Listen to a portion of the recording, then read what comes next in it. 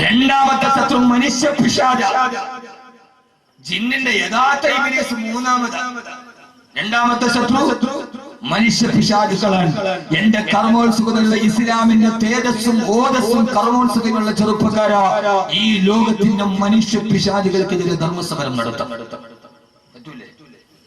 എന്താ കിട്ടുക? മനുഷ്യ പിശാചുക്കൾ എന്തൊക്കെയാ? ഞാൻ പേരൊന്നും പറയുന്നില്ല. ഒത്തിരി പിശാചുക്കൾ നമ്മൾ കണ്ടുപിടിക്കും. പേര് ഞാൻ പറഞ്ഞിട്ട് ആ പിശാചുക്കളെ പിന്നീട് വേറെ പിശാചാക്കുന്നില്ല. ആ പിശാചുകൾക്കെതിരെ പോരാട്ടം നടത്തണം. എന്താ ഉസ്താദേ പോരാട്ടം നടത്തിയാലുള്ള മനുഷ്യ പിശാചുക്കൾ? ഇസ്ലാമിനെതിരെ, ഖുർആനിനെതിരെ, അന്ധവിശ്വാസത്തോടെ ഈ സമൂഹത്തിലേക്ക് നടക്കുമ്പോ ആ മനുഷ്യ പിശാചുകൾക്കെതിരെ പോരാട്ടം നടത്തണം. അല്ലാഹു സുബ്ഹാനഹു വ തആല തൗഫീഖ് നൽകി അനുഗ്രഹിക്കുമാറാകട്ടെ. ആരാണത്? മനുഷ്യ പിശാചുക്കൾ ധാരാളമുണ്ട്.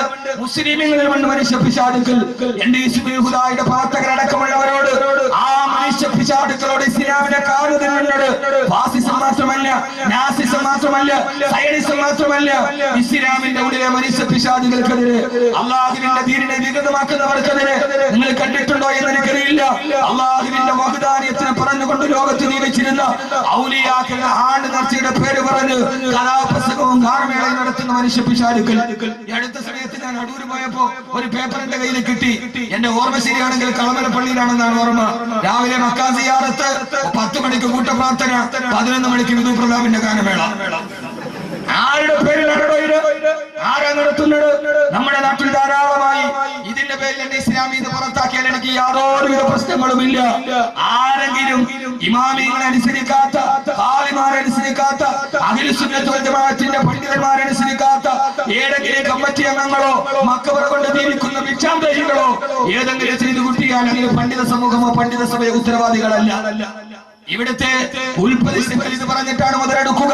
എന്റെ പ്രിയപ്പെട്ട ചെറുപ്പക്കാരെ, ഈ ഏറ്റവും വലിയ മനുഷ്യ പിശാചുകൾക്കെതിരെ പോരാടാൻ നമുക്ക് കഴിയേണ്ടതുണ്ട്. എത്ര മക്ബറകൾ അല്ലാഹു നമുക്ക് ബോധം തരട്ടെ. നിങ്ങൾ തന്നെ തുറച്ചു നോക്കണം. സത്യം ആരെങ്കിലും പറയണ്ടേ? തുണിയില്ലാതെ രാജാവ് ഓടിയപ്പോൾ ചുറ്റുപാട് കൂടി നിന്ന മുഴുവൻ ആളുകളും പറഞ്ഞു കൊള്ളാം, അടിപൊളി. പക്ഷേ ഒരു കൊച്ചുകുട്ടിയാണ് വിളിച്ചു പറഞ്ഞത് രാജാവ് നല്ലനാണ്. അതുകൊണ്ട് കൊച്ചുകുട്ടി വിളിച്ചു പറയുന്നത് പള്ളിയിൽ ഉസ്താദ് പറഞ്ഞാൽ കേൾക്കും. പറഞ്ഞാൽ കേൾക്കും. ബസ്സിന് പറയാ എന്റെ പള്ളിയിൽ പറ്റി നിങ്ങൾക്ക് സൗകര്യം, ഞങ്ങളിതൊക്കെ നടത്തും. അങ്ങനെയുള്ള കുറെ കമ്മിറ്റിക്കാരുണ്ട്.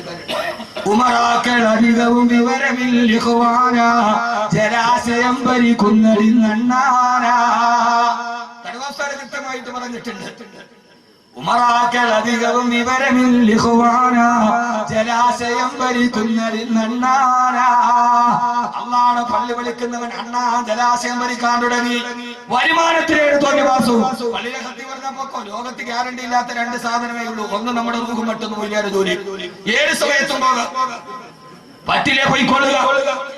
ഖുർആൻ പറഞ്ഞതുപോലെ ഖാലൽ മലഉല്ലദീന ഇസ്തക്ബറൂ മിൻ ഖൗമിഹി ലനുഖരിജന്നക യാ ശുഐബ് വല്ലദീന ആമനൂ മഅക മിൻ ഖറിയത്തിനാ ഔ ലതൗദുന ഫീ മില്ലത്തിനാ. കച്ചവടക്കാരായ മഹല്ലുകാരോട് കച്ചവടത്തിന് പൈസ മേടിക്കുന്ന ശുഐബിനെന്ന് പറഞ്ഞപ്പോ ഖാലൽ മലഉല്ലദീന ഇസ്തക്ബറൂ മിൻ ഖൗമിഹി, അവിടുത്തെ വരേണ്യ വിഭാഗം പറഞ്ഞു, നിങ്ങൾ ഒന്നുകിൽ ലനുഖരിജന്നക യാ ശുഐബ്, ഓ ശുഐബ് ഒന്നുകിൽ നിന്നെ ഞങ്ങളുടെ മഹല്ലിൽ നിന്ന് പുറത്താക്കും, അല്ലെങ്കിൽ ഔ ലതൗദുന ഫീ മില്ലത്തിനാ, ഞങ്ങളുടെ കൂടെ വരണ്ടിനാ തൽഫാത്തിഹ പറഞ്ഞു ദുആ ചെയ്തു. ഖുർആൻ കാലികമാണല്ലോ. ഏതിന്റെയും അർത്ഥം അങ്ങനെ തന്നെയാണല്ലോ. എന്റെ പൊന്നു സഹോദരങ്ങളെ, അള്ളാഹുവിന്റെ റസൂൽ അബൂജഹലാണെങ്കിൽ അബൂജഹൽ തത്തതോടുകൂടി അള്ളാഹു പോരാടാൻ തൗഫീഖ് നൽകട്ടെ. പെട്ടെന്ന് അവസാനിപ്പിക്കുകയാണ്. സമയായോ? പൊന്നുമോനെ, അങ്ങനെ പോരാടിയാൽ കിട്ടുന്ന, നിങ്ങൾ ചോദിക്കും ഉസ്താദേ അതിന്റെ കൂടെ കൂടുതലല്ലേ നല്ലത്? പെണ്ണെ, അത് കാണാനും ഗാനമേള കാണാനും ഓട്ടവാ. ആരാ വട്ടം നടത്തുക? ആ വട്ടം നടത്തുന്ന ചെറുപ്പക്കാരാ, നിനക്ക് കിട്ടുന്ന പ്രതിഫലമേടാ. ആ പ്രതിഫലം മനുഷ്യ പിശാചുകളോട് പോരാടിയാൽ സുബ്ഹിൽ സലാം പോലെ കുറെ ചെറുപ്പക്കാരിന് ഉയർന്നു വരണം. അള്ളാഹു നിലനിർത്തി തരട്ടെ. അള്ളാഹു നിലനിർത്തി തരട്ടെ. എന്റെ പ്രിയപ്പെട്ട സഹോദരങ്ങളെ, യഥാർത്ഥത്തിൽ അങ്ങനെ പോരാടിയാൽ കിട്ടുന്ന പ്രതിഫലം ഞാൻ പറഞ്ഞു തരട്ടെ. നന്നായിട്ട് മരിക്കാൻ പറ്റും. നന്നായിട്ട് മരിക്കാൻ പറ്റും. എങ്ങനെ നന്നായിട്ട് മരിക്കാൻ പറ്റും. ഒരേ കാലഘട്ടത്തിൽ ഒരു മനുഷ്യ പിശാചിനെയും പോരാടിയവരെ കഥ ഖുർആനിലൂടെ പറഞ്ഞു. 2 എത്ര മണിക്ക് എത്തണം? നിങ്ങൾ പറയാം.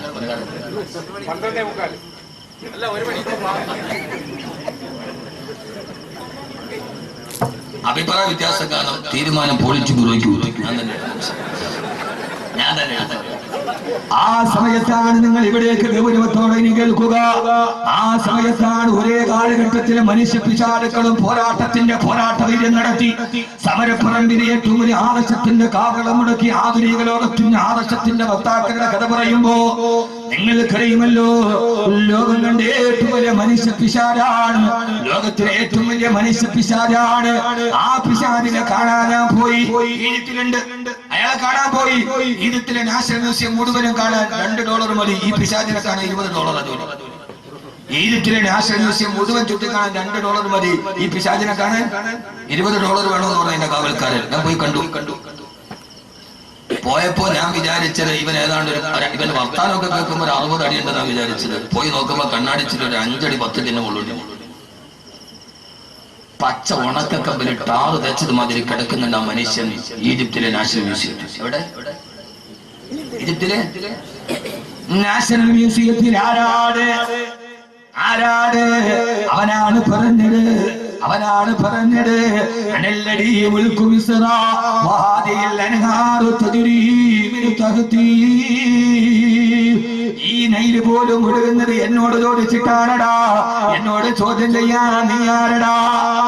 ആരാ ചോദിച്ചത്? പണ്ഡിതന്മാര് പറയുമ്പോ, ഒരു കൂട്ടം ചെറുപ്പക്കാര് പറയുമ്പോ, ഞങ്ങളാണ് ഇവിടുത്തെ ഭരണാധികാരികൾ, ഞങ്ങളാണ് പണക്കാര്.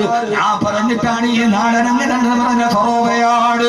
അല്ലാഹുവിൽ വിശ്വസിക്കണേ ഫറോവ, പരലോകം വരും ഫറോവ എന്ന് മൂസാ നബി പറഞ്ഞപ്പോ ഫറോവയ്ക്ക് മനസ്സിലായില്ല. അവസാന ചങ്ങടിൽ കിടന്നിട്ട് ഉപ്പുവെള്ളം തന്റെ അണ്ണാക്കിലേക്ക് കയറിയപ്പോ ഫറോവയ്ക്ക് മനസ്സിലായി, ധാരണകളെ തെറ്റിപ്പോയി. ആ സമയത്താണ് ഫിറഔൻ പറയാൻ പോയത്, ആമന്തു ലാ ഇലാഹ ഇല്ലല്ലദീ ലാ ഇലാഹ ഇല്ലല്ലാഹ് പറയാൻ പോയപ്പോ എന്താ സംഭവിച്ചതെന്നറിയോ? ഫഅഖറഹുല്ലാഹു നകാല ആഖിറതി വൽ ഊലാ. ജിബ്രീൽ വന്ന് തൊണ്ടക്കുടിയിൽ പിടിച്ചിട്ട് പറഞ്ഞു, ഇനി പറയണ്ടടാ, പറയാനുള്ള സമയം കഴിഞ്ഞു പോയി. എത്ര ആളുകൾ നിങ്ങളോട് തിരുത്തി തന്നനാണ്. ഈ ആഭാസം പാടില്ല, ഈ അശ്ലീലത പാടില്ല, ഈ അനാവശ്യം പാടില്ല, ഈ ആവർത്തനം പാടില്ല എന്ന് പള്ളിയിലെ കാവിയാരും പള്ളിയിലെ ആലിമീങ്ങളും പറഞ്ഞപ്പോ പുച്ഛിച്ച് തള്ളിയവര് നന്നായിട്ടും മരിച്ചില്ലടോ ഫറോവ, നന്നായിട്ടും മരിച്ചില്ല ഫറോവ. ലാ ഇലാഹ ഇല്ലല്ലാഹ് പറയാൻ പോയപ്പോ ഫഅഖദഹുല്ലാഹു നകാല ആഖിറതി വൽ ഊലാ. ഓർമ്മ വേണം.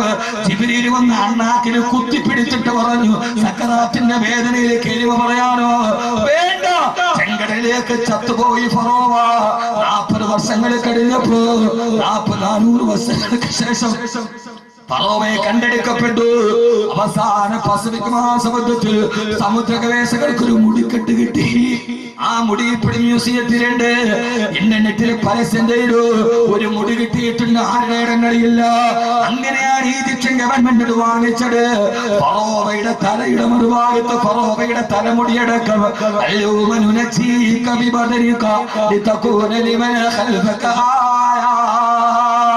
ലോകത്തിന്റെ ധിക്കാരികൾക്ക് പാഠമായി ഫറോവയെ കണ്ണാടി കൂട്ടിൽ കിടക്കുന്നുണ്ട്. വിശുദ്ധ ഖുർആൻ ഫറോവ ചത്തത് ഏറ്റവും ഭീകരമായ മരണമാണ്.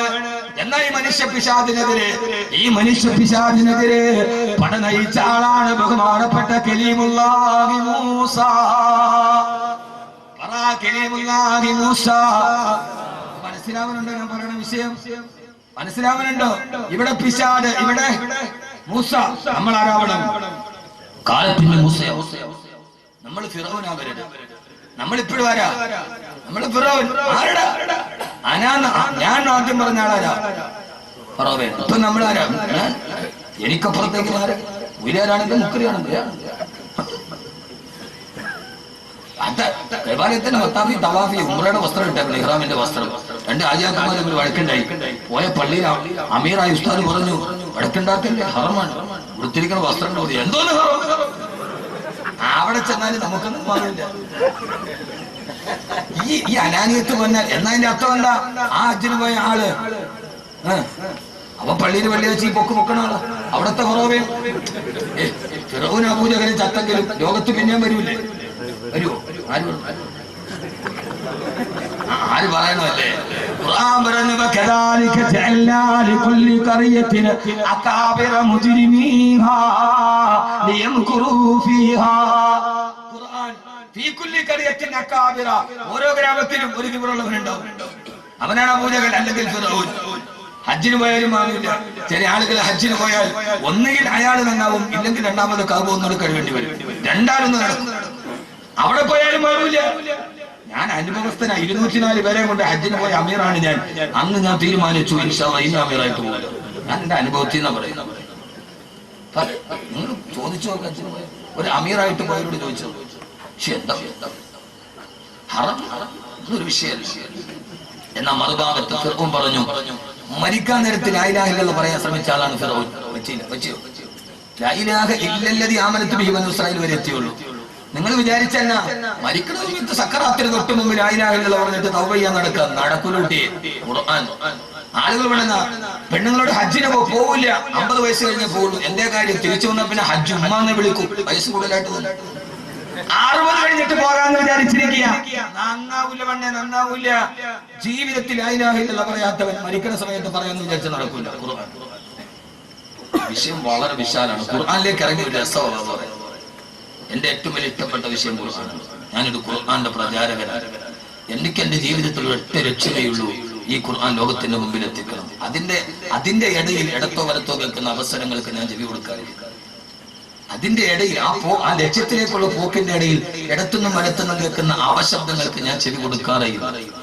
ചാലിയത്തെ അഹമ്മദ് കോയ ശാരിയാത്തയുടെ ലൈബ്രറിയുടെ മുകളിൽ ഒരു വലിയ ക്ലോക്ക് ഉണ്ട്. അതിന്റെ താഴെ ഇംഗ്ലീഷ് കവിയായ റോബർട്ട് ഫ്രോസ്റ്റിന്റെ ഒരു കവിത എഴുതി വെച്ചിട്ടുണ്ട്. ജവഹർലാൽ നെഹ്റുവിന്റെ മേശപ്പുറത്തൂരെ കവിത ഉണ്ടായിരുന്നു. അനക്കമറ്റു നിദ്രയിൽ ലയിപ്പതിന് മുമ്പതായി എനിക്കതീവ ദൂരമുണ്ട് വിശ്രമം നടക്കുക. എന്നെ 3 വെള്ളത്തുണിയിൽ പൊതിഞ്ഞ് എന്റെ വീടിന്റെ മുറ്റത്ത് വെക്കുന്നതിന് മുമ്പ് എനിക്ക് നടന്നു നടക്കാൻ കുറെ പാതകളുണ്ട്. ഞാൻ ആ പാതയിലോട്ടുള്ള നടത്തത്തിലാണ്. ഞാൻ ലക്ഷ്യം എനിക്ക് വളരെ ദൂരെയാണ്. ദൂരെയുള്ള ലക്ഷ്യത്തിലേക്ക് നടക്കുമ്പോൾ ഇടതുഭാഗത്തോ ഇപ്പുറത്തോ ഇരുന്ന് അപശബ്ദം കേട്ടാൽ കുരച്ച നായോടും കടിച്ച പൂച്ചയോടും വർത്താനം പറഞ്ഞാൽ നമുക്ക് ലക്ഷ്യത്തിലെത്താൻ കഴിയില്ല. അതുകൊണ്ട് ഞാൻ മറുപടി പറയാറില്ല. ആ മറുപടി പറയാൻ നമുക്ക് സമയം, നമ്മൾ ലക്ഷ്യത്തിലെത്തില്ല. അത്രയും സമയം നമ്മൾ പിന്നിപ്പോകും. അള്ളാഹു നമ്മൾ ലക്ഷ്യത്തിലെത്തിക്കട്ടെ. ചിലർ പറയും ബാക്കി ഹെഡ് വെയിറ്റ് ആണ്, ചിലർ ഇപ്പൊ കുറെ കാശൊക്കെ ആയിപ്പോയി, ചില ആളുകൾ വെച്ച് തലക്കരം ആയിക്കോട്ടെ.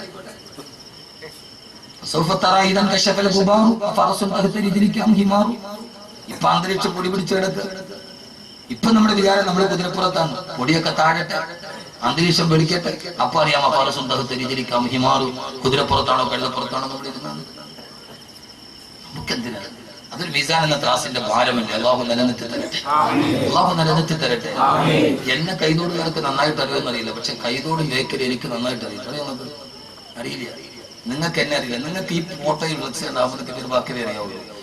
ഞാൻ 18 വർഷം മുമ്പ് പൂന്തറ അറബി കോളേജിൽ ഹാഫിളായി. ഞാൻ അവിടെ 1ാം ക്ലാസ്സിൽ പഠിക്കുക. അവാമിലിടും മീശ പൊടിച്ചിട്ടില്ല. എന്റെ ഉസ്താദ് പി കെ കോയ ഉസ്താദ് നബറല്ലാഹു ഖബറിടം വിശാലമാക്കി കിടക്കട്ടെ.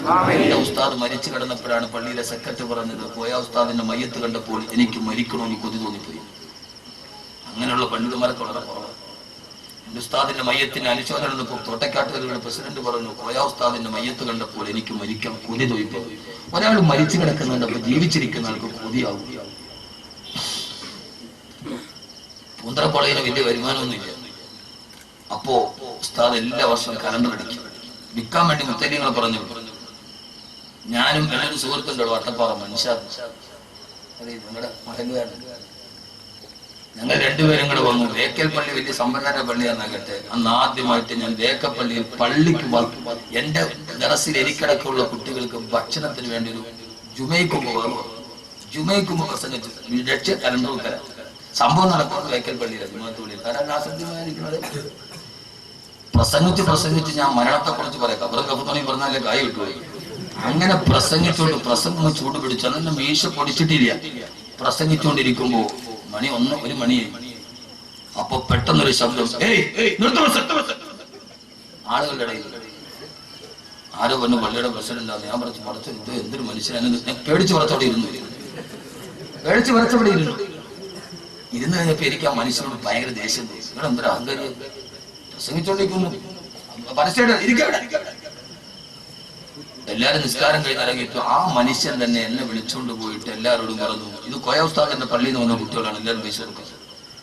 പൈസയൊക്കെ വാങ്ങിച്ചു നേരെ വിളിച്ച് വീട്ടിൽ കൊണ്ടുപോയി ഭക്ഷണം വെച്ചു. ഭക്ഷണം തന്നതിന് ശേഷം 2000 രൂപ എടുത്ത് വന്നിട്ട് പറഞ്ഞു, ഉസ്താദിനോട് ദുആ ചെയ്യാൻ പറഞ്ഞു. മുൻകൂടി മാനേജരാണ്, ഇവിടെ മാനേജരാണ്. അപ്പൊ ഞാൻ ആളുകളോട് ചോദിച്ചത് ആരാ ഇയാളെ മക്കളാണ് എന്നോട്. അള്ളാഹു കബറിടം വിശാലമാക്കി കൊടുത്തു. ഏതായാലും 18 വർഷം മുമ്പ് ആ മനുഷ്യൻ തന്ന 2000 രൂപയുടെ പ്രതിഫലം അദ്ദേഹം മണ്ണിൽ കിടക്കുമ്പോൾ ഇത്രയും പേര് ആമീൻ പറഞ്ഞു അല്ലേ. അപ്പൊ അങ്ങനെ ഞാൻ വേക്കൽ പ്രസംഗിച്ചിട്ടുണ്ട്. ഇതാരും അറിയാത്ത ഞങ്ങൾ മാത്രം അറിയുന്ന സീക്രട്ട്. അദ്ദേഹം മരിച്ചു പോയി ജീവിച്ചിരിക്കുന്ന ആൾ ഞങ്ങളുള്ളൂ. അള്ളാഹു നമ്മളെ നന്നാക്കി തരട്ടെ, അള്ളാഹു നമ്മളെ നന്നാക്കി തരട്ടെ. എന്നാൽ ഈ മനുഷ്യ പിശാചിനെതിരെ അതുകൊണ്ട് ജീവിതത്തിൽ ലാ ഇലാഹ ഇല്ലല്ലാഹ് പറഞ്ഞ മരിക്കുന്ന സമയത്ത് പറയാൻ പറ്റൂല.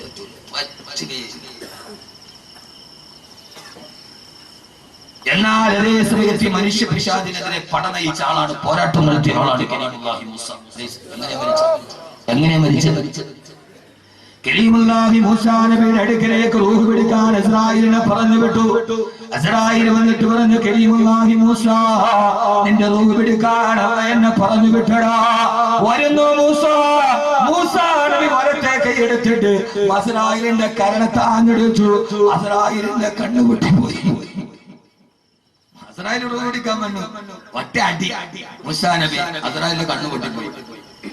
ഇത് കെട്ടുകടയിൽ അഹ്മദ് കബീർ പച്ച കിതാബ് നോക്കിയിട്ട് പറയുന്നതല്ല, റവാഹുൽ ബുഖാരി, ഇമാം ബുഖാരി ഉദ്ധരിക്കുന്ന സഹീഹായ ഹദീസാ. അസ്രായീൽ പൊട്ടിക്കരഞ്ഞുകൊണ്ട് അല്ലാഹുവിന്റെ അടുക്കലെത്തി, അല്ലാഹുവേ, മരിക്കാൻ ഇഷ്ടമില്ലാത്ത ഒരാളുടെ റൂഹ് പിടിക്കാൻ എന്നെ എന്തിനു നീ പറഞ്ഞു വിട്ടു അല്ലാഹ്? നിന്റെ മൂസേനെ അടിച്ചെന്റെ കണ്ണ് പൊട്ടിച്ചു അല്ലാഹ്. അസ്രായീൽ കേൾക്കേണ്ട സംഭവമല്ലേ, അസ്രായീൽ വന്ന അങ്ങനെയല്ല. എന്ത് പറ്റി?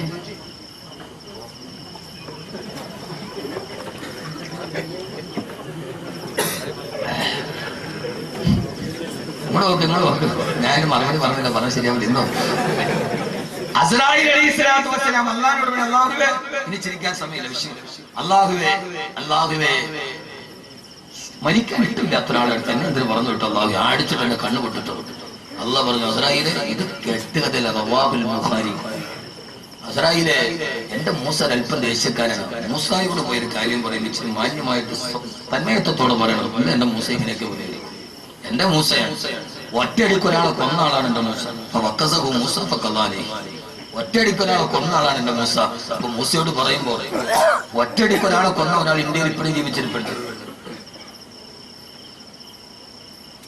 നിങ്ങൾ ആഴ്ച മംഗളം വായിച്ചാൽ മതി. ഇന്ത്യയുടെ മുൻ ക്രിക്കറ്റ് ക്യാപ്റ്റൻ നവജോത് സിംഗ് സിദ്ധു. വായനയുടെ ലോകം വിശാലമാണ്. എന്റെ വായനയുടെ ലോകം വിശാലമാണ്. വായിക്കണം. എന്റെ മുത്തല്യങ്ങളോട് ഞാൻ പറയുന്നത് ഉപദേശിക്കുകയല്ല. ഇനി നമ്മൾ കാലഘട്ടത്തോട് പ്രബോധനം നടത്തേണ്ടത്. വായിക്കണം, നന്നായി വായിക്കണം. അള്ളാഹു ബോധം തരട്ടെ. ഞാൻ നല്ല മഴയുള്ള സമയത്ത് എന്റെ വീടിന് മുമ്പിൽ ഒരു ചായക്കടയിൽ, നമ്മുടെ സുബേറിന്റെ ചായക്കട, ഡ്രൈവർമാരെ പറഞ്ഞിട്ട് വൈകുന്നേരം നല്ല കട്ടൻ ചായയും പരിപ്പോടയും നല്ല കോമ്പിനേഷൻ. ഡ്രൈവർമാർ വാങ്ങിച്ചുകൊണ്ട് വരും. പക്ഷെ പരിപ്പോട് തിന്നുന്നതിനൊക്കെ പൊതിഞ്ഞ പേപ്പർ വായിച്ചിട്ട് ഞാൻ പരിപ്പോട തിന്നുന്നുണ്ട്. ചിലപ്പോൾ എനിക്ക് വാങ്ങി പറയാൻ എന്തെങ്കിലും ആ പഴയ പേപ്പറിൽ വായിക്കണം. വായിച്ചാലും വളരും, വായിച്ചില്ലെങ്കിലും വളരും. വായിച്ചാൽ വിളയും, വായിച്ചില്ലെങ്കിൽ വളയും. കുഞ്ഞിന്റെ ഭാഷ എങ്ങനെയായാലും വായിച്ചാലും യഥാർത്ഥത്തിൽ സഹോദരങ്ങളെ വായന. മൂസ അടിച്ചു, ഒറ്റയടിക്ക് ഒരാളെ കൊന്ന ആളാണ് മൂസ. അതുകൊണ്ട് സാവധാനത്തിൽ പോയി പറയും. അസ്രായീൽ അലൈഹിസ്സലാത്തു വസ്സലാം തിരിച്ചു വന്നു. അല്ലാഹുവോട് പറഞ്ഞു, മൂസാ നബിയോട് പറഞ്ഞു, മൂസാ, അല്ലാഹ് എന്നെ പറഞ്ഞു വിട്ടതാണ്, നീ സമ്മതിക്കുമെങ്കിൽ നിന്റെ റൂഹ് പിടിക്കാം മൂസാ. മൂസാ നബി പറഞ്ഞു, റൂഹ് പിടിച്ചോ, എനിക്ക് പ്രശ്നമില്ല. പക്ഷേ എനിക്ക് ബൈത്തുൽ മുഖദ്ദസിന്റെ ഭാഗത്തേക്ക് പോകണം. അവിടെ വെച്ച് എന്റെ റൂഹ് പിടിക്കാം അസ്രായീൽ. എനിക്ക് ബൈത്തുൽ മുഖദ്ദസിന്റെ ഭാഗത്തേക്ക് പോകണം. മരിക്കുന്ന ഒറ്റ ആഗ്രഹമുള്ള മൂസാ നബിക്ക് ബൈത്തുൽ മുഖദ്ദസിന്റെ ഭാഗത്തേക്ക് പോകണം. മൂസാ നബി നടന്നു. ബൈത്തുൽ മുഖദ്ദസിലേക്ക് പോകുന്ന വഴിക്കാണ് കരീമുല്ലാഹി മൂസാ നബിയുടെ ഖബർ. ഞാൻ സിയാറത്ത് ചെയ്തിട്ടുണ്ട്. അല്ലാഹു പോകാൻ തൗഫീഖ് നൽകട്ടെ, അല്ലാഹു പോകാൻ തൗഫീഖ് നൽകട്ടെ. എന്താ മൂസാ നബി ബൈത്തുൽ മുഖദ്ദസിലേക്ക് പോകുന്ന ഭാഗത്ത് തന്നെ എനിക്ക് മരിച്ച് ഖബറടക്കണമെന്ന് പറയാൻ കാരണം അറിയില്ല. എന്റെ ഒരു പ്രശ്നം, ഞാൻ ഒരു വിഷയം പറയാൻ നീട്ടി പരത്തി വിശാലമായിട്ട് പറയാം. പറയാതെ പോയാൽ മനസ്സിനൊരു തെളിവെടുക്കും. എന്താണെന്നറിയില്ല. മൂസാ നബിക്കറിയാം അതിനെയാണ് വരാനിരിക്കുന്നത്. സുബ്ഹാനല്ലദീ അസ്റാ ബിഅബ്ദിഹി ലൈലൻ മിനൽ മസ്ജിദിൽ ഹറാമി ഇലൽ മസ്ജിദിൽ അഖ്സാ. അവസാനം വരുന്ന നബി മുഹമ്മദ് മുസ്തഫ സല്ലല്ലാഹു അലൈഹി വസല്ലമ ഇതുവഴിയാണ് മിഅ്റാജിന് പോകുന്നതെന്ന് അറിവ് മൂസാ നബിക്ക് അല്ലാഹു നൽകിയിട്ടുണ്ട്. പോകുന്ന വഴിയിൽ മുഹമ്മദ് നബി സല്ലല്ലാഹു അലൈഹി വസല്ലമയുടെ ഒരു ദുആ കിട്ടാനാണ് മൂസാ നബി അവിടെ പോയി വഫാത്തായത്. അല്ലാഹുവിന്റെ റസൂല് പറഞ്ഞല്ലോ, പോയ വഴിക്ക് ഞാൻ അവിടെ ഇറങ്ങി. റഅയ്തു മൂസാ മുസല്ലിയൻ ഫീ ഖബരിഹി. ആ സമയത്ത് മൂസാ നബി ഖബറിന്റെ ഉള്ളിൽ കൈകെട്ടി നിസ്കരിക്കുകയാ.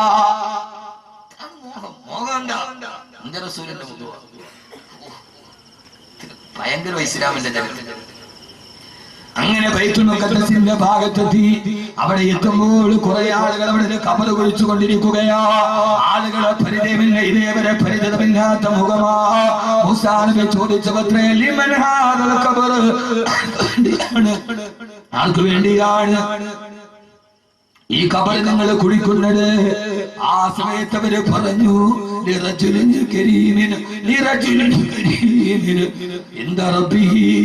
അല്ലാഹുവിന്റെ അടുക്കൽ മാന്യനായ പുരുഷന് വേണ്ടിയാ. അല്ലാഹുവിന്റെ അടുക്കൽ മാന്യനായ പുരുഷന് വേണ്ടിയാണ് ഞങ്ങളിത് കുഴിക്കുന്നതെന്ന് പറഞ്ഞു. ആരാ കുടിക്കുന്നത്? മനുഷ്യരല്ല,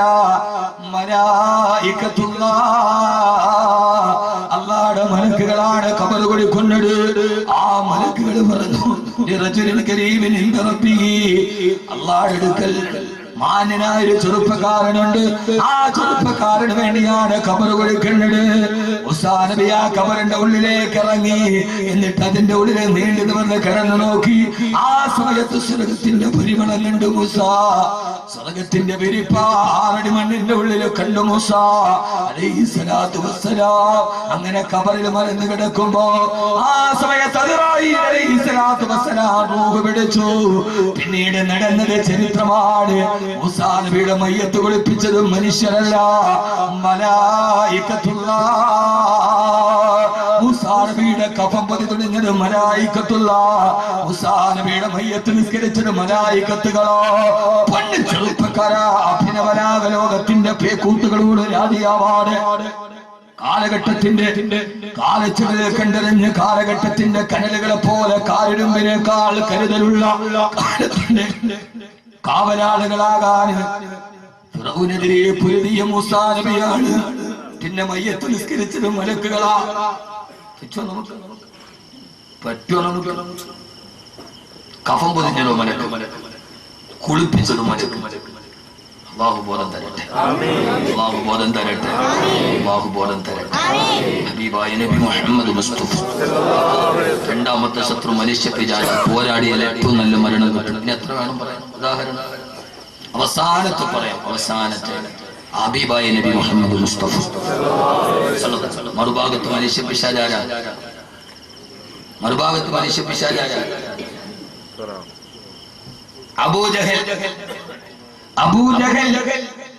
അബൂജഹൽ ബദറിന്റെ പൊട്ടക്കണത്തിൽ പുഴു നാറിയിട്ട് ചത്തുപോയി അബൂജഹൽ. അല്ലേ? അങ്ങനെയല്ലേ? ആയത്തുണ്ടല്ലോ, അബൂജഹലിനോട് അള്ളാഹ് പറഞ്ഞല്ലോ, നിന്നെ കൈകാര്യം ആയത്താണ്. നോക്കാതെയുള്ള വാദം. ഇന്നലെ വാദം കഴിഞ്ഞ് വീട്ടിൽ എത്താൻ രാവിലെ 7 മണിക്ക്. കൈതോടെ എഴുന്നേറ്റ് അർദ്ധഹാലിലാണ്. ഉറക്കച്ചറവിൽ എവിടെ എത്തി? ഒരു ബിസ്കറ്റിൽ ഉറങ്ങിപ്പോയി. നോക്കാൻ പറ്റില്ല. എന്താ كلا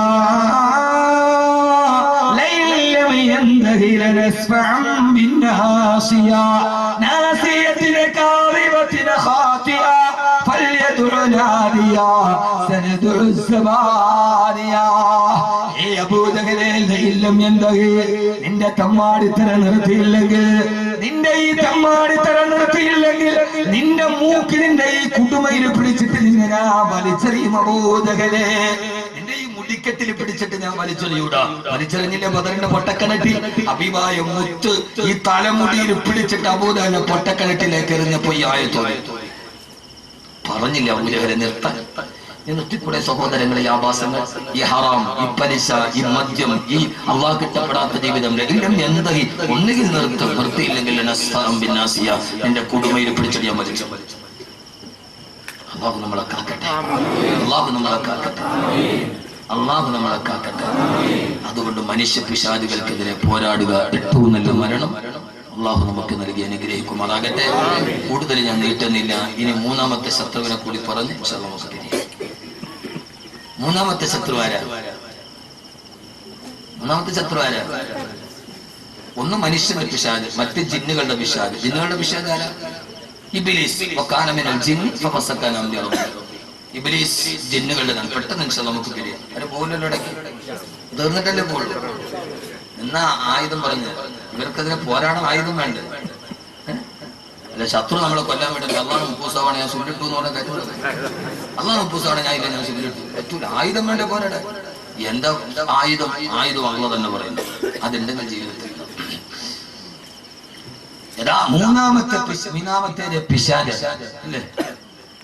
പിശാച് ആദം നബിയെയും ഹവ്വാ ബീവിയെയും സ്വർഗത്തിൽ നിന്ന് പുറത്താക്കി. ആദം നബി എവിടെ ഇറങ്ങി? ആദം നബി നിലമേല് വെച്ച് പറഞ്ഞപ്പോ ആദം നബി പിന്നെ ആദം നബി പിന്നെ മംഗളിയാനി കയറി ചന്ദ്രനി പോയി. ആദം നബി ഭൂമിയിൽ ഇറങ്ങി ആർക്കറിയാൻ പാടില്ല. ആദം നബി ഭൂമിയിൽ ഇറങ്ങി. ആദം നബി ഭൂമിയിൽ ഇറങ്ങി. ഹവ്വാ ബീവി ജിദ്ദയല്ല ജദ്ദയാണ്. ആര് മലയാളികൾ കസറിട്ടത്? ജിദ്ദയല്ല ജദ്ദ. വെല്ലുമ്മ. അപ്പൊ അറബികൾ വെല്ലുമ്മാടെ ആളുകളും ഇന്ത്യക്കാര് വല്യാപ്പാട് ആളുകളും. ഇവരുടെ കൂടെ ഒരു മഹാനം കൂടെ അവിടെ പുറത്തിറക്കിയല്ലോ. ആരാ? സമയത്ത് പറയാം. ഇബ്ലീസെ നീ ഇവരെ കൂടെ പുറത്തോട്ട് പോകും. ഇബ്ലീസ് എവിടെ ഇറങ്ങി? നമ്മൾ ഏത് ചരിത്രത്തിന്റെയും പകുതിയൊക്കെ. ആദം നബി ഇന്ത്യയിൽ ഇറങ്ങി, ഹവ്വാ ബീവി ശ്രീലങ്കയിൽ ഇറങ്ങി. രണ്ടുപേരും കൂടി പൊട്ടിക്കരഞ്ഞു. റബ്ബനാ വലംനാ അൻഫുസനാ വഇല്ലം തഗ്ഫിർ ലനാ വതർഹംനാ ലനകൂനന്ന മിനൽ ഖാസിരീൻ. അല്ലാഹുവേ, നീ ഞങ്ങൾക്ക് പുറത്തു തന്നില്ലെങ്കിൽ ഞങ്ങൾ ഏറ്റവും വലിയ നഷ്ടവാളികളാവും. അല്ലാഹുവേ, 100 വർഷം ആദം നബി നിന്ന് കരഞ്ഞു, 100 വർഷം ഇരുന്ന് കരഞ്ഞു, 100 വർഷം കിടന്നു കരഞ്ഞു. ഒരു തെറ്റ് ഹവ്വാ ബീവി ആദം നബിയുടെ കണ്ണുനീര് വീണ സ്ഥലത്ത് നിന്ന് 3 സസ്യങ്ങൾ പൊട്ടിമുളച്ചു. 1 അൽഊദ്, 2 വസന്തരു ചന്ദനം, 3 വസഞ്ചബീൽ ഇഞ്ചി. ഏറ്റവും നല്ല ഊദ് ഇന്ത്യയിലാണ്, ആസാമിലാണ്. 2 വസന്തരു ചന്ദനം, ഏറ്റവും നല്ല ചന്ദനം മറയൂർ ചന്ദനമാണ്. ഇഞ്ചി, ഏറ്റവും നല്ല ഇഞ്ചി ഇന്ത്യയിൽ ഇഞ്ചിയാണ്. അപ്പൊ ആദം നബി കരഞ്ഞത് ഭൂമിയിലോട്ട് ഇറങ്ങി ആദം നബി കരഞ്ഞത് ഇന്ത്യയിലാണ്. അപ്പോൾ ലോകത്തിലെ ആദ്യത്തെ മുസ്ലിം കാലിച്ചു പറ്റിയ മണ്ണ് ഇന്ത്യയാണ്. വാപ്പസി എന്നത് തറവാട്ടിലേക്ക് മടങ്ങാനാണെങ്കിൽ മടങ്ങേണ്ടത് ഇസ്ലാമിലേക്ക് അല്ലേ? തറവാട്ടിലേക്കുള്ള മടക്കമാണെങ്കിൽ തറവാടിന്റെ ആളുടെ ആദ്യത്തെ മുസ്ലിമിന്റെ നാട് ഇന്ത്യ, ആദ്യത്തെ പ്രവാചകന്റെ നാട് ഇന്ത്യ. അവസാനത്തെ പ്രവാചകന്റെ ഭാര്യയുടെ പേര് ഇന്ത്യ, ഹിന്ദ്. നബി സല്ലല്ലാഹു അലൈഹി വസല്ലം ഭാര്യയുടെ പേര് ഹിന്ദ്, ഇന്ത്യ. എന്താ കുട്ടികളെ പഠിക്കാൻ? അല്ലാഹു ബോധം തരട്ടെ. ഇതിന്റെ കൂടെയാണ് പിശാചിനെ ഇറക്കി. ഞാൻ വെറുതെ ഈ സമകാലിക വിഷയം പറഞ്ഞെന്ന് മാത്രം. പിശാച് എവിടെ ഇറങ്ങി?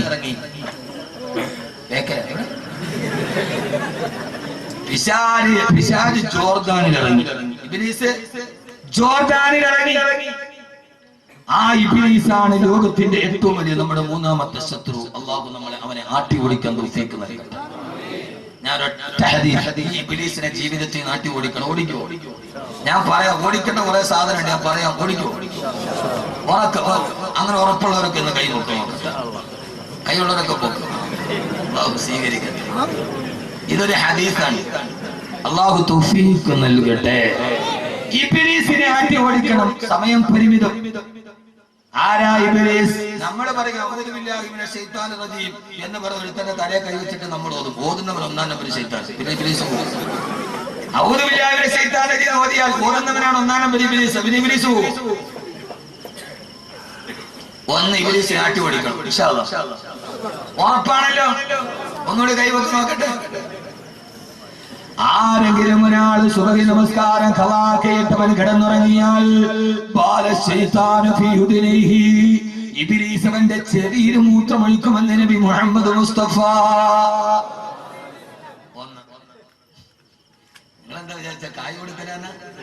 ഇബ്ലീസിനെ ആട്ടി ഓടിക്കാൻ ഔദു ബില്ലാഹിമിനെ ശൈത്താൻ ആർക്കറിയാത്തത്? ആരെങ്കിലും സുബഹി നമസ്കാരം കളാക്കിയിട്ട് കിടന്നുറങ്ങിയാൽ അവന്റെ ചെവിയില് ഇബ്ലീസ് മൂത്രമൊഴിക്കും.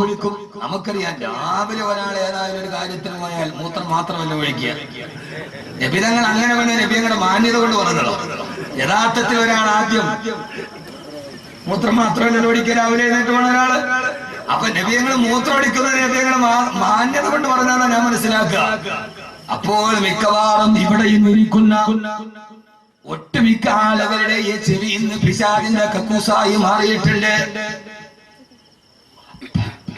വലത് കെട്ടത് കൊണ്ട് മാത്രം സുബഹി നിസ്കരിച്ചു എന്നുള്ളതിന്റെ അടയാളമല്ല. ഞാൻ മലപ്പുറത്തൊരിക്കലും അത് പറയുമ്പോൾ ഒരു പെൺകുട്ടി എന്റെ അടുത്ത് ഒരു കത്ത് തന്നു, ഉസ്താദ് ദുആ ചെയ്യണം, എന്റെ ഭർത്താവിന് 4 പെൺകുട്ടികളുമായിട്ട് പരസ്പര ബന്ധമുണ്ട്, ഉസ്താദ് ദുആ ചെയ്യും. അതിന്റെ താഴെ എഴുതിയിരിക്കുന്നു, ഈ സദസ്സിൽ തന്നെ ഉസ്താദ് ദുആ ചെയ്യും. അതെന്താന്ന് അറിയാണ്ട് അതിനെ താഴെ എഴുതിയിരിക്കുകയാണ്, എന്റെ ഭർത്താവ് ഉസ്താദിന്റെ മുമ്പിൽ വന്നു വെക്കാൻ വന്നിട്ടുണ്ട്.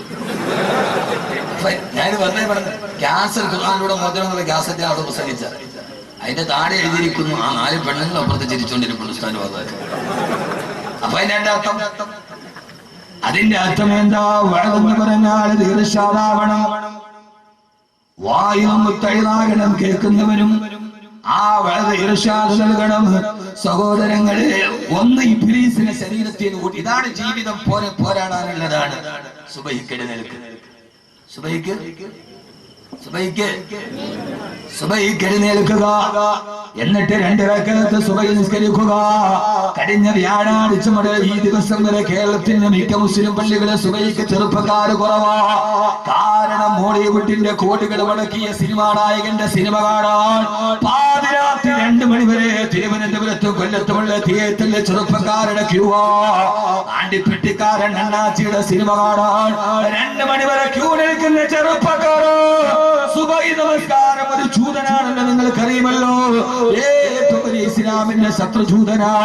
ഒരു ജൂത പണ്ഡിതനോട് ഒരു മുസ്ലിം ചോദിച്ചു, അത്രേ നിങ്ങൾക്ക് എന്നാ മുസ്ലിമീങ്ങളെ ഭയമില്ലാത്തത്? മുസ്ലിമീങ്ങളെ ജൂതന്മാരെ തോപ്പിക്കുമെന്ന് നബി നിങ്ങൾ പറഞ്ഞിട്ടുണ്ടല്ലോ. അയാൾ പറഞ്ഞ മറുപടി എന്തെന്നറിയോ? മുസ്ലിമീങ്ങളുടെ വെള്ളിയാഴ്ച നമസ്കാരത്തിന് കൂടുന്ന ആൾ അവരുടെ സുബഹി നമസ്കാരത്തിന് കൂടാത്തിടത്തോളം കാലം മുസ്ലിമീങ്ങളെ നിങ്ങൾക്ക് പേടിയില്ലെന്ന് പറഞ്ഞ ജൂത പണ്ഡിതൻ. അവരുടെ വെള്ളിയാഴ്ചക്ക് കൂടുന്ന ആളുകൾ സുബഹി ജമാഅത്തിന് കൂടാത്തിടത്തോളം കാലം അവരെ പേടിക്കേണ്ടതെന്തിനാ? എന്റെ പ്രിയപ്പെട്ട ചെറുപ്പക്കാരാ, നമസ്കാരത്തിന്റെ കാര്യത്തിൽ ശ്രദ്ധിക്കണേ. ഈ അടുത്ത കാലത്ത് ഞാൻ കണ്ടൊരു വലിയ മഹാത്ഭുതമുണ്ട്. കഴിഞ്ഞ ജനുവരി 5-ാം തീയതി ആ ദിവസം വളരെ കൃത്യമായിട്ട് എന്റെ മുമ്പിൽ ഓർമ്മയുണ്ട്. കാരണം എന്തെന്നറിയോ? അന്നെന്റെ വിവാഹത്തിന്റെ 10ാം വാർഷികമാ. 6 മാസം മുമ്പ് ഭാര്യ എടുത്തിട്ട് ഡയറിയിൽ വരച്ചിട്ട് അന്നത്തെ ദിവസം വാതിന് പോവാൻ പാടില്ല, അന്നത്തെ ദിവസം ദുആ ചെയ്യണം, യതീമീങ്ങൾക്ക് ഭക്ഷണം കൊടുക്കണം ഒരു ആഗ്രഹം ആ സാധുവിനുണ്ട്. അല്ലാഹുവേ, അവസാന സ്വർഗത്തിലെത്തുന്ന മണിയറയിലെത്തിക്കണേ അല്ലാഹുവേ. അവസാന നിർബന്ധത്തിന് സഹിക്കാൻ കഴിയാണെന്ന് ബഹ്റൈനിൽ ഒരു പരിപാടിയുണ്ട്.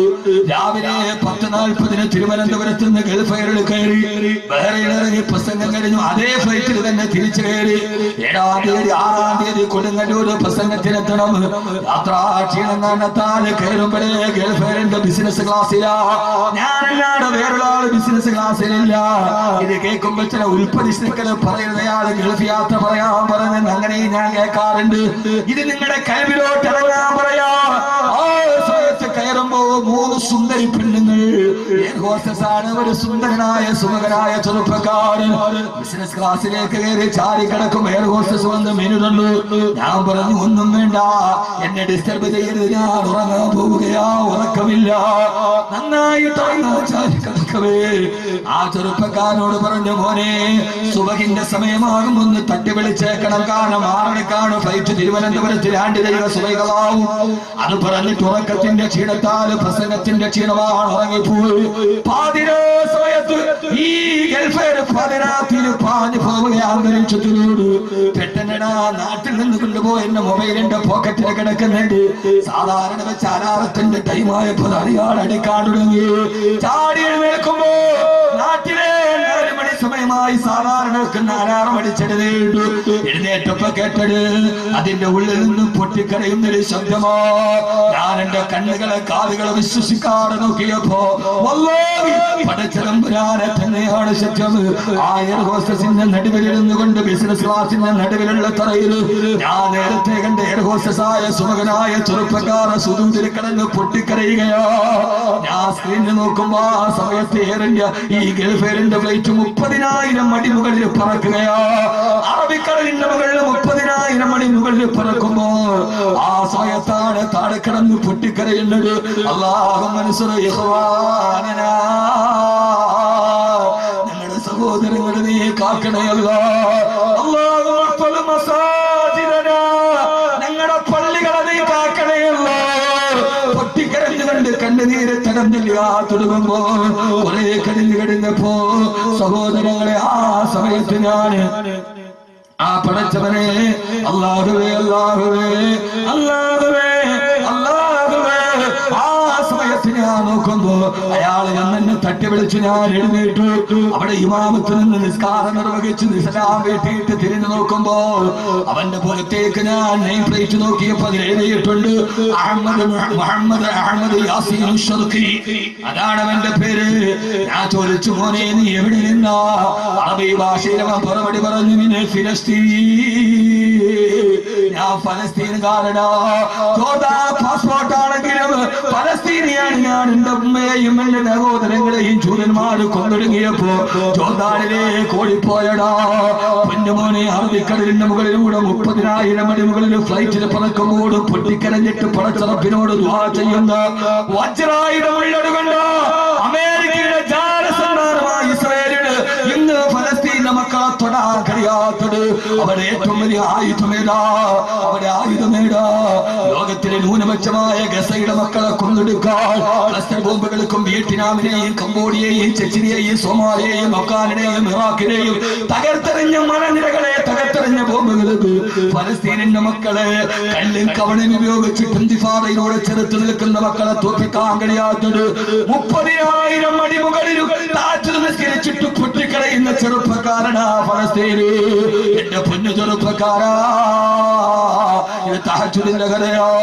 സുബഹിക്ക് ബാങ്ക് വിളിക്കുമ്പോൾ പുറപ്പിന്റെ അടിയിൽ കിടക്കുന്ന ചെറുപ്പക്കാരാ, ഇബ്ലീസിനെതിരെയുള്ള ഒന്നാമത്തെ പോരാട്ടം. ബാങ്ക് വിളിക്കുന്ന സമയത്ത് വന്ന് പള്ളിയിൽ വന്ന് നിസ്കരിക്കുക. അല്ലാഹു തൗഫീഖ് നൽകട്ടെ. പെങ്ങളെ, സുബഹികളാക്കരുത്. നമ്മുടെ ജീവിതത്തിന്റെ ഏറ്റവും വലിയ ആയുധം സുബഹിയാ. അല്ലാഹു നിലനിർത്തി തരട്ടെ. കൈവൊക്കിയവർക്കൊക്കെ ഒന്നുകൂടി കൈവൊക്കിക്കൂടെ? ഇൻഷാ അല്ലാഹ് അല്ലാഹു നിലനിർത്തി തരട്ടെ. എന്റെ ഇന്നത്തെ ഏറ്റവും വലിയ ലാഭം, ഇത്രയും ചുമച്ചും കുറച്ചും പറഞ്ഞിട്ടും ഇന്നത്തെ എന്റെ ഏറ്റവും വലിയ ലാഭം, ഇതിൽ ഒരാളല്ല ഈ പൊക്കിയതിൽ 10 പേര് നാളെ സുബഹിക്കുമെന്നല്ല, മുഴുവൻ വരും എന്നുള്ള തെറ്റിദ്ധാരണ എനിക്കില്ല. 10 പേർ ആണല്ലോ ലാഭം. അല്ലാഹു ലാഭം നൽകി അനുഗ്രഹിക്കണം. അല്ലാഹു ലാഭം നൽകി അനുഗ്രഹിക്കണം. വയ്യ സഹോദരങ്ങളെ, സമയത്തെ അല്ലാഹു നമുക്ക് ബോധം തരട്ടെ. ഒന്നുകൂടി അല്ലാഹു തൗഫീഖ് നൽകട്ടെ. ആദരവായി വന്ന് രണ്ടാമത് ഇബ്ലീസിന്റെ അടുത്ത യുദ്ധം. ഓക്കേ അല്ലാഹു സുബ്ഹാനഹു വ തആല ഇബ്ലീസിനെ സ്വർഗ്ഗത്തിൽ നിന്ന് പുറത്താക്കിയപ്പോ ആ സമയത്ത് ഇബ്ലീസ് പറഞ്ഞു, അല്ലാഹുവേ, നിന്റെ അടിമകളായ മനുഷ്യരെ പഠിപ്പിക്കാൻ ഞാൻ ഇറങ്ങുകയാണ്. എന്റെ അടിമകൾ, നിന്റെ അടിമകൾക്ക് നിനക്ക് നിസ്കരിക്കാൻ പള്ളിയുണ്ട്. ഫജഅലി മസാജിദാ, എനിക്കൊരു പള്ളി തരണേ അല്ലാഹുവേ. അല്ലാഹു പറഞ്ഞു, ഇബ്ലീസേ, നിന്റെ പള്ളിയിൽ ഹമ്മാമു കുളിമുറിയാണ്. നിന്റെ പള്ളി കുളിമുറിയാണ്. അതുകൊണ്ടാണ് കേരളത്തിലെ മിക്ക ബസ് സ്റ്റാൻഡിന്റെയും പഞ്ചരക്ഷ ഹോട്ടലിന്റെയും ലേഡീസിന്റെ ബാത്റൂമിൽ ക്യാമറ ഉണ്ടായത്. നിന്റെ പള്ളി, നിന്റെ പള്ളി കുളിമുറിയാണ്. അപ്പൊ കുളിയുടെ മുമ്പിൽ ഒളിഞ്ഞോട്ടം അവസാനിപ്പിക്കുക. 2, അല്ലാഹുവേ, ഫജഅലി മജ്ലിസാ, നിന്റെ അടിമകൾക്ക് നിന്നെ സുരിക്കാൻ ഇങ്ങനെയുള്ള മജ്ലിസ് ഉണ്ടല്ലോ, എനിക്കും ഒരു മജ്ലിസ് താ റബ്ബേ. അല്ലാഹു പറഞ്ഞു, നിന്റെ മജ്ലിസ് അല്ല, സുവാഖു, ചന്തകളാണ്, മാർക്കറ്റുകളാണ്. പണത്തുണ്ടയിൽ പോയിട്ട് ഫിത്നയും ഫസാദും പറയുന്നതാണ് നിന്റെ മജ്ലിസ്. കൈപൊങ്ങോ നിക്കരിക്കാൻ എളുപ്പം, ഇത് നിർത്താൻ പാടാ. പെണ്ണുങ്ങളെ നോക്കങ്ങളോ, 4 മണിക്ക് ശേഷം നടക്കുന്ന മിക്കവാറും അയൽക്കൂട്ടം ഫിത്റയുടെ മജ്‌ലിസാണ്. അതുകൊണ്ട് തന്നെ ആനാണ് നിന്റെ മജ്‌ലിസ്. അള്ളാഹു കാക്കട്ടെ. ഇതൊക്കെ നിർത്തണം. ഇതാണ് ഇബ്ലീസിനെതിരെയുള്ള പോരാട്ടം. ഈ ആവശ്യമില്ലാതെ പള്ളിയിൽ തന്നെ വന്നിട്ട് പള്ളിയിലെ മുക്കുരയുടെ മുരിയാരും മൂളിൽ കയറണം ഈ പരിപാടി. നമുക്ക് ഏറ്റവും ഇഷ്ടപ്പെട്ട വിശക്കുമ്പൊക്കെ നമുക്ക് ഇഷ്ടപ്പെട്ട ഇറച്ചി പള്ളിയിലെ മുക്കുരി മുരിയാരും. അതുകൊണ്ട് ഇതിന്റെ ഇബ്ലീസിന്റെ ചിന്തയാ മാത്രമോ സഹോദരങ്ങളെ. ബഹുമാനപ്പെട്ട അല്ലാഹുവിനോട് ആ സമയത്ത് ഇബ്ലീസ് ചോദിച്ചു, അല്ലാഹുവേ, അല്ലാഹുവേ, എന്റെ പള്ളി ഹമ്മാമാണെങ്കിൽ ഫജഅലി മുഅദ്ദിനാ, പള്ളിയിലേക്ക് ബാങ്ക് വിളിക്കാൻ എനിക്കും ഒരു മുഅദ്ദിന വേണ്ടേ അല്ലാഹുവേ. എന്റെ മുഅദ്ദിനാരാണ് അല്ലാഹ്? 7 പള്ളിയിലൊരു മുഅദ്ദിനുണ്ട്. എന്റെ പള്ളിയിലേക്ക് വിളിക്കാനുള്ള പിശാചിലേക്ക് വിളിക്കുന്ന മുഅദ്ദിന വേണം. അല്ലാഹു പറഞ്ഞു, നിന്റെ മുഅദ്ദിന നിന്റെ അടുക്കലേക്ക് ആളുകളെ വിളിക്കുന്നത് മോശമർത്ഥമുള്ള ലശാറു, മോശമായ അർത്ഥമുള്ള പാട്ടുകളാണ്. ഇത് നിങ്ങൾക്ക് ഇഷ്ടപ്പെടൂല. നോക്ക്, മോശം അർത്ഥമുള്ള അള്ളാഹുവിന്റെ അടുക്കലേക്ക് വിളിക്കാൻ ഏറ്റവും നല്ല വാക്ക് അല്ലാഹു അക്ബർ. ഇബ്ലീസിന്റെ മജ്‌ലിസ് പള്ളിയിലേക്ക് വിളിക്കാൻ മോശമായ അർത്ഥമുള്ള പാട്ടുകൾ ഏതാണ്? അതേത് പാട്ട്? അതേത് പാട്ട? സബൂറിന്റെ കയർ പൊട്ടി പോകുന്നുണ്ട് വരണേ, സുറൂറിന്റെ നിമിഷങ്ങൾ നീനൊന്ന് തരണേ. ഇതിനർത്ഥം പച്ച വ്യഭിചാരം. എന്താ ഇതിനർത്ഥം? പച്ച വ്യഭിചാരം. മോശമായ അർത്ഥമുള്ള പാട്ടുകൾ. വാള് കേൾപ്പിക്കൂല മക്കളെ, ഖുർആൻ കേൾപ്പിക്കൂല മക്കളെ. പ്ലസ് ടുവിന് പഠിക്കുന്ന മോള്, SSLC പഠിക്കുന്ന മോള് പാതിരാ സമയത്ത് ഇതുപോലെ ജനുവരിയുടെ തണുത്തുള്ള ഒരു രാത്രിയിൽ എന്നിട്ട് അവള് പഠിച്ചുകൊണ്ടിരിക്കുക. എല്ലാവരും ഉറക്കമാണ്. ആ സമയത്ത് ഉറക്കം വരുമ്പോൾ അവൾ ഉറക്കം പോകാനൊരു പാട്ട് കേൾക്കുകയാ. ഏടാ പാട്ട്? നെഞ്ചിനുള്ളിൽ നീയാണ്, കണ്ണടച്ചാണിയാണ്, കണ്ണു തുറന്നാണിയാണ്. 7-ാം ബഹറിന്റെ ഉള്ളിൽ പോയി ഒളിച്ചിരുന്നാലും നിന്നെ നാമെന്ന് കൊത്തിയെടുത്തുകൊണ്ട് പറന്നു പോകും ഭൂമിയിലെ. ആ സമയത്തിന് മേടിച്ചു കൊടുത്ത ഉപ്പോ ആ പെണ്ണ് വിരോധിക്കുകയാണ്. നാളെ കടപ്പുറത്ത് കണ്ണോട് കണ്ണ് ചേർത്തിട്ട് എന്നോടൊരു കാമത്തിന്റെ കഥ പറയാൻ ഇതുപോലൊരു കാമുകൻ എനിക്കും കിട്ടിയിരുന്നെങ്കിൽ ആ പെണ്ണ് ചിന്തിച്ചാൽ ആരെയാണ് കുറ്റം പറയേണ്ടത്? മോശമായ അർത്ഥമുള്ള പാട്ടുകൾ.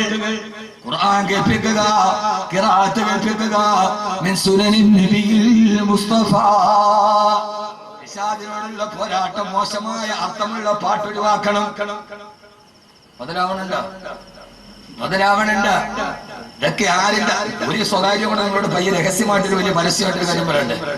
എനിക്ക് കൂടെ പരസ്യമായിട്ട് നിങ്ങളോട് രഹസ്യം പറയട്ടെ. മോശമായ അർത്ഥമുള്ള പാട്ട് ഒറ്റ ഒരുത്തരും ഇവർ നന്നായിട്ട് വിളിച്ചിട്ടില്ല. മോശമായ അർത്ഥമുള്ള പാട്ട് ഒറ്റ ഒരുത്തനും ലോക ചരിത്രത്തിൽ ഇന്നവരെ നന്നായിട്ട് മരിച്ചിട്ടില്ല. നരകത്തിന്റെ ഏറ്റവും വലിയ തീയിൽ കിടന്നിട്ട് വല്ലാതെ ആഗ്നികുണ്ഡത്തിൽ അരിഞ്ഞൊടുങ്ങുമ്പോ ആ സമയത്ത് നരകത്തിൽ കിടന്നിട്ട് തീയിൽ കിടന്ന് കത്തിക്കരിഞ്ഞ് ചാമ്പലാകുമ്പോ നരകവാസികൾ ഒരു വെള്ളത്തിന് വേണ്ടി അന്വേഷിക്കും. അപ്പൊ നരകത്തിൽ കിട്ടുന്ന വെള്ളമേതാ? ഹമീം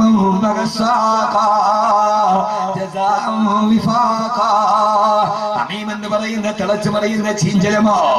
ആ ചീഞ്ചലം ഒരു വെള്ളം കാണുമ്പോ അവിടേക്ക് നരകവാസികളോടും. അവിടെ ചെല്ലുമ്പോ തിളച്ചു പറയുന്ന ഹമീം എന്ന് പറയുന്ന ചീഞ്ചലമോ.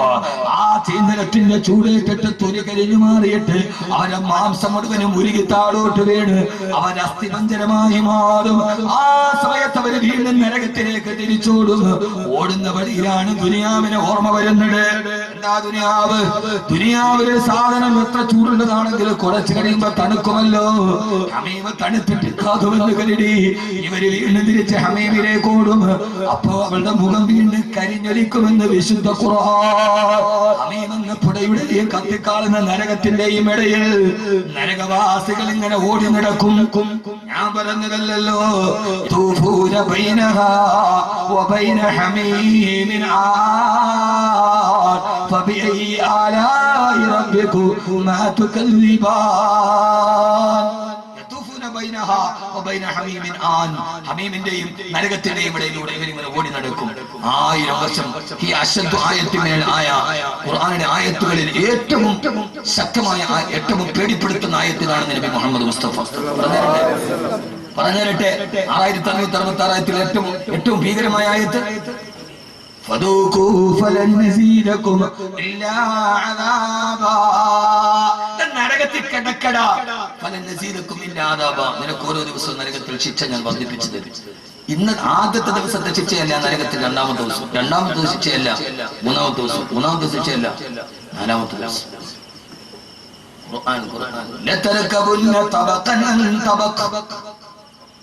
പട്ടിപ്പടിയായിട്ട് വർദ്ധിക്കും. 1000 വർഷം നരകത്തിൽ കിടന്നവന്റെ ദുആ എന്നെ മോചിപ്പിച്ചിട്ട് സ്വർഗത്തിലെത്തിക്കണമെന്നില്ല. പടച്ച റബ്ബേ, ആദ്യത്തെ ദിവസത്തെ ശിക്ഷയിലേക്ക് എന്നെ തിരിച്ചു കൊണ്ടുപോകുമോ അല്ലാഹ്, ബോധം തരട്ടെ. സ്വർഗത്തിൽ പോകണമെന്നവൻ ആഗ്രഹിക്കില്ല. എന്നെ ആദ്യത്തെ ദിവസം നരകത്തിലിട്ട ശിക്ഷ, ആ ശിക്ഷയിലേക്ക് എന്നെ ഒന്ന് തിരിച്ചു കൊണ്ടുവന്നാൽ പടച്ചനെ പിഴച്ചുപോയി അല്ലാഹുവേ. എന്റെ പ്രിയപ്പെട്ട സഹോദരങ്ങളോട് നാളെ നരകത്തിൽ കിടന്ന് ഇങ്ങനെ ഓടി പരിഭ്രാന്തരായ ഒരവസ്ഥ എനിക്കും നിങ്ങൾക്ക് അല്ലാഹു വരുത്താതിരിക്കട്ടെ. സന്തോഷത്തോടെ അല്ലാഹുവിനെ കാണാൻ അല്ലാഹു തൗഫീഖ് നൽകട്ടെ. സന്തോഷത്തോടെ പടച്ചറപ്പിനെ കാണാൻ ഒരു വഴി ഞാൻ പറഞ്ഞു തരാം. നിങ്ങൾ ചെയ്യൂ, കഴിയുന്നവരൊക്കെ. വേറൊന്നിനുമല്ല, സുബൈർ സലാമിന് പൈസ ഉണ്ടാക്കാൻ വേറൊന്നിനുമല്ല. നാളെ പരലോകത്ത് സന്തോഷത്തോടെ അള്ളാഹുടെ മുമ്പിൽ പോയിട്ട് അല്ലാഹുവേ ഞങ്ങളാണ് എന്ന് പറഞ്ഞ് സ്വർഗത്തിലേക്ക് പോകാൻ ഒരു വഴി ഞാൻ പറഞ്ഞുതരാം. നിങ്ങൾ ചെയ്യൂ. ഉറപ്പ്, ഉറപ്പ്. ഉമ്മൻചാണ്ടിയുടെ ഉറപ്പ്. അത് 5 വർഷം കഴിഞ്ഞ പിന്നെ നടപ്പാക്കാൻ പറ്റും, നടപ്പാക്കാൻ പറ്റും. അത് അച്യുതാനന്ദനാണ് ഉമ്മൻചാണ്ടിയാണെങ്കിൽ. പക്ഷേ ഇന്നല്ലാഹു അള്ളാഹു വാഗ്ദാനം പാലിക്കാത്തവനല്ലതാണ്. പറഞ്ഞതനുസരിച്ച് ചെയ്യുവോ? തീരുവാണ്, ചെയ്യൂല്ലോ, കഴിയുന്നത് പോലെ. ويطعمون الطعام على حبه مسكينا ويتيما واسيرا انما نطعمكم لوجه الله لا نريد منكم جزاء ولا شكورا انا نخاف من ربنا يوما عبوسا قمطريرا فوقاهم الله شر ذلك اليوم ولقاهم نظرة وسرورا.